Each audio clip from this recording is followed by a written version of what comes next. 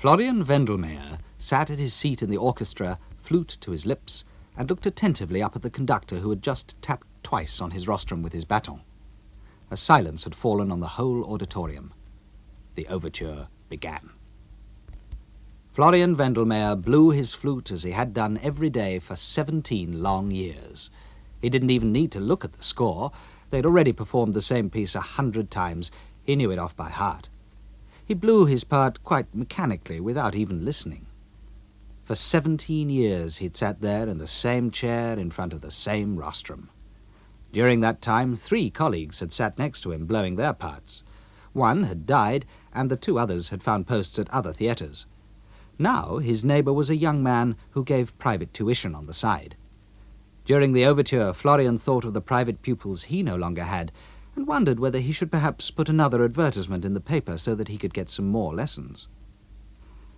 And now there was a long rest for the flute, 42 bars in all, and Florian looked out over the footlights into the fine, brightly lit, packed auditorium. He knew most of the people there. The town wasn't large, and it was always the same people who went to the theatre. And then a slight stir went through the audience. All eyes turned to the court box where the prince had just appeared, accompanied by his aide. The prince adjusted his seat, quietly, almost inaudibly. He was always so considerate, the prince. The 42 bars were over, and the flutes entered again. And then came the coda, a strident, deafening tutti, and finally 3 expansive chords accompanied by drum rolls, and the curtain went up. They were performing an old comedy whose premiere Florian had been present at 10 years earlier. Most of the musicians hurried out into the open air. It was a warm spring evening, and they used to walk up and down behind the theatre or sit on the green-painted bench outside, chatting and smoking. Florian, however, remained seated. What was the point of going outside just for a few minutes? It was a bore, unnecessary. He put his flute down on the stand in front of him and looked up at the stage. Oh dear, that old play. He thought it strange whenever the audience laughed. The same old jokes over and over again, the same applause, laughter, chat. Florian wished it were all over. Then he could go over to the pub, drink his glass of beer, and go home to bed. He was so tired. He felt so old. How long? How many years had he sat there now? He could scarcely remember things ever having been different. And yet, what a man he had once been. He'd composed songs, symphonies even. 15, 20 years ago, his songs had even been sung in concerts. But now, for him, there were no more melodies. They'd dried up. His love of music had gradually withered away. Now it was all just a noise, a din to him. All those fiddles and flutes which delighted people so much, they were intolerable to him now. But he had to go on playing the flute. It was his livelihood. How he'd once loved his art. He hadn't finished his school education, nor had he studied. For hours he'd wandered through the forest, melodies welling up in him. He needed only to listen. He didn't write much down. It was impossible to capture all this richness. The rustling of the trees in the wind, the crackling under his feet, became music in his ears. But all that was long past, and even the pain that it was past had disappeared too. Now he just played his flute and did his duty, and his life drifted by, peaceful and threadbare and empty. The whole audience laughed, and Florian smiled with them for the 100th time at the same foolish jokes. The end of the act was coming up.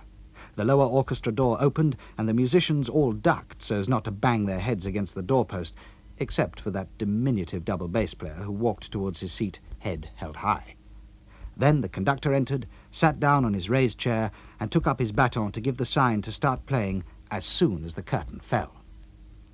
When it did, the applause was enthusiastic, and straight away the orchestra started up again, the music mingling with the laughter and chatter in the auditorium. Everything was strangely noisy today, or so at least it seemed to Florian Wendelmeyer. It was also hotter than usual, and when he had to hold a note on the flute for quite a long time, he felt slightly dizzy. He started again. Strange. His hands felt so heavy. He blew some more, and again felt dizzy. It seemed to be getting darker in the audience. things were starting to go round and round. The lights were going out. The flute fell from Florian's hands. What a noise! The theatre's collapsing. Florian wanted to get up, save himself, but he could see nothing now. His feet were like lead. He couldn't move. And then he fell forwards in front of the rostrum, and his chair fell backwards.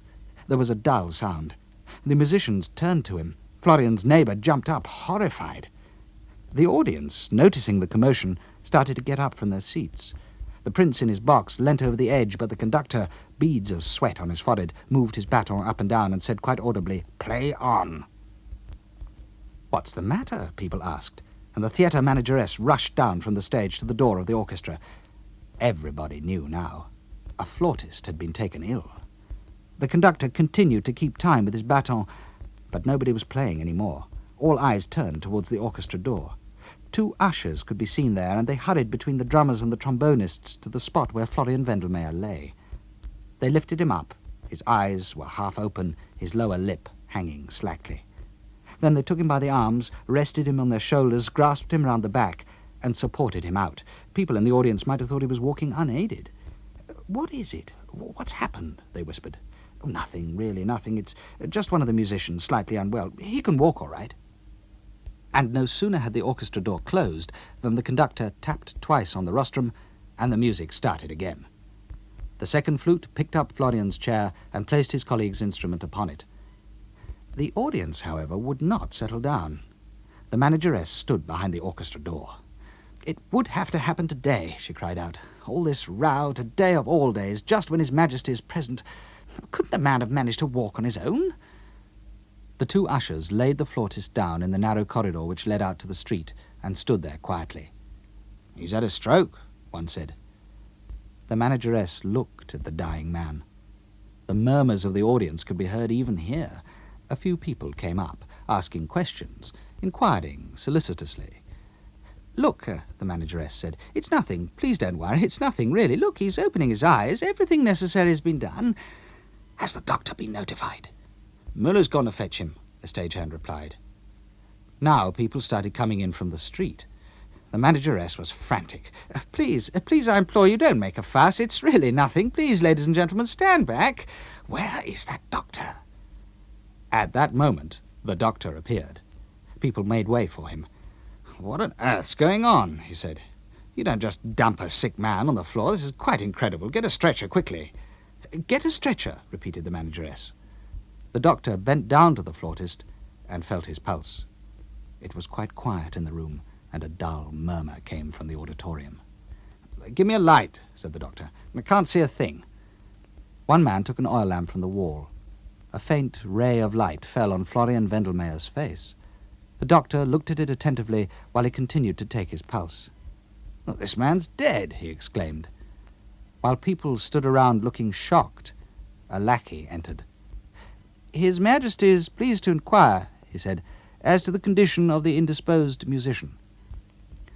"Please convey to His Majesty our respectful thanks," replied the manageress in a somewhat forced voice. "The musician is feeling much better." The lackey departed. And then she thanked everybody for their kind sympathy and respectfully asked them to leave the narrow corridor where it was so uncomfortable anyway. The gentlemen from the audience were moved. It was so strange that they should now be returning to the theatre to watch a comedy, and they found in this further proof that life was indeed an odd and contradictory thing, and slowly they filed out. The door leading to the street was wide open. Passers-by, noticing the commotion in the corridor, stood in front of it. The balmy air of the spring evening drifted in. The manageress turned to those from the audience still standing around. "We don't need to spread the news in the auditorium, do we?" she said. No, they assured her they wouldn't say a word. "Has he any family?" the doctor asked. "No," replied the manageress. "It's Wendelmeyer, remember?" "Oh, that's right, Wendelmeyer," said the doctor with a sort of utterly relieved expression which seemed to imply, "People like Wendelmeyer can die for all I care. It really doesn't matter after all." And he got up and hung the oil lamp back on the wall.